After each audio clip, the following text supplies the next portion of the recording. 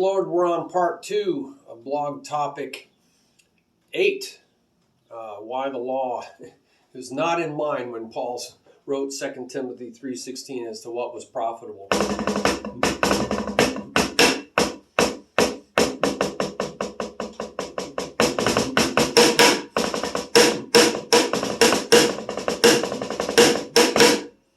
Hallelujah. Well, let's look at part 2. We're getting really into it. The New Testament says so many extremely negative things about the law, the Mosaic law of commandments. But remember, we just said in part 1 that 97.4% at least of the Old Testament is law-based. It's not just the 5 books of Moses, which is a significant part of the Old Testament. All right, that it's simply impossible, so much negative about it, simply impossible for Paul to be telling Timothy in 2 Timothy 3:16 from the previous blog. You want to go look at the previous blog, 7. Paul's man of God, evangelist and training preacher, that is Timothy, right? Paul's man of God, evangelist and training preacher of Christ's gospel logos message. He's not telling, it's impossible, absolutely impossible for him to be saying to Timothy to include the law in the pos graphe scripture as to what is now profitable for teaching, etc. As we've seen, this is just one of many reasons to prefer in place of this is one of the main reasons to prefer in place of the less common whole or every sense of pos interpretation, right? We want to prefer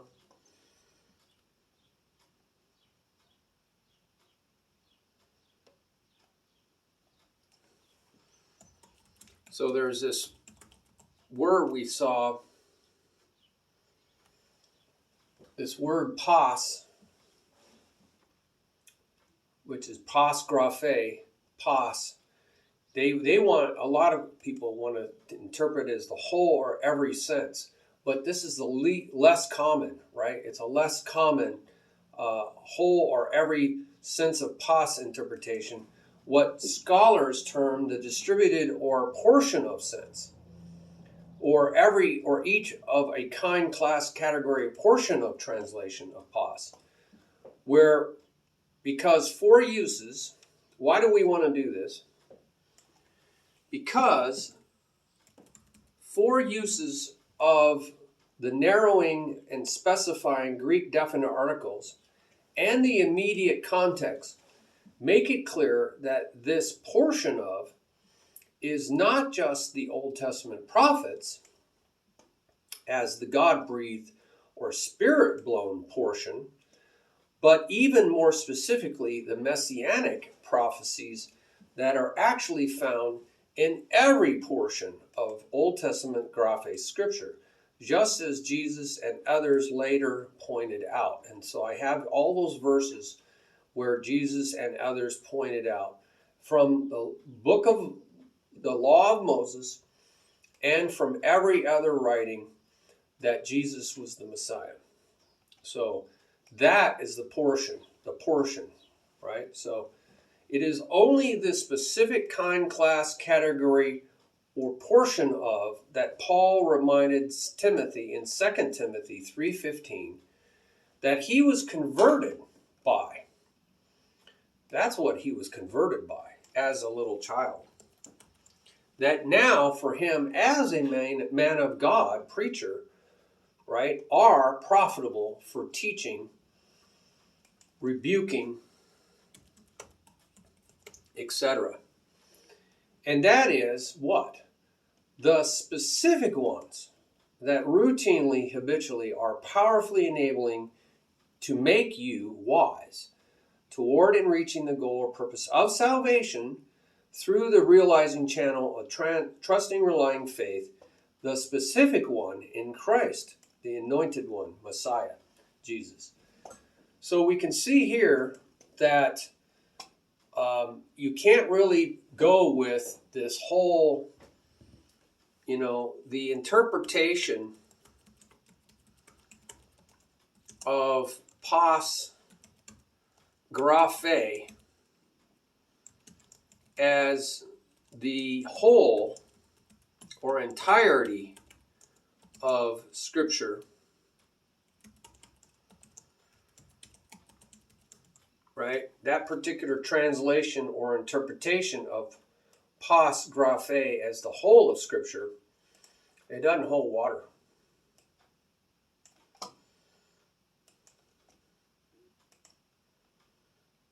It violates the Greek and it violates the context.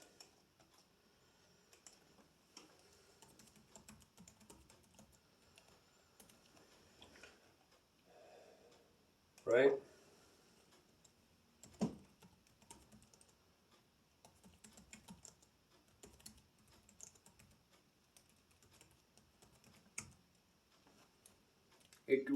Vocabulary, syntax, and the context. It just violates it. And so I showed you that through many descriptions in the last video.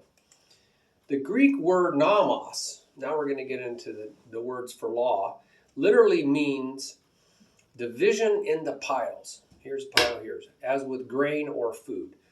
This is also the basis of the various words for judgment. So see Unconditional Love Blog Talk 17, meaning to point the finger or shoot an arrow at one of those piles of people and declare judicially guilty or not guilty. The guilty, they were killed with arrows. And yet, Christians are not to judge, especially by outward appearance. Jesus criticized the law teachers for being very judgmental. They tied up heavy burdens of the law, hard to bear, and lay them on people's shoulders. But they themselves are not willing to move them with their finger. The last thing Jesus wanted for anybody was to be a law teacher.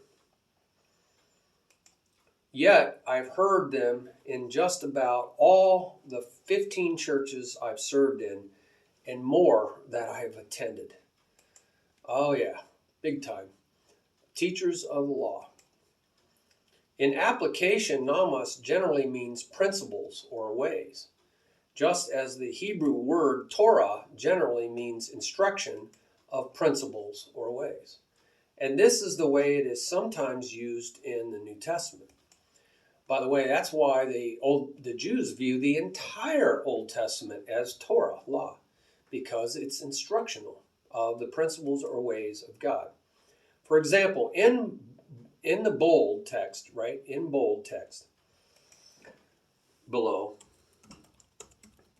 Paul says, and I'm just going to say it louder so you know it's bold.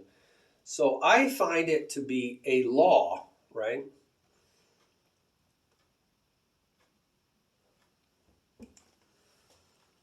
So this is the way it is used sometimes in the New Testament, as with these examples in bold text below.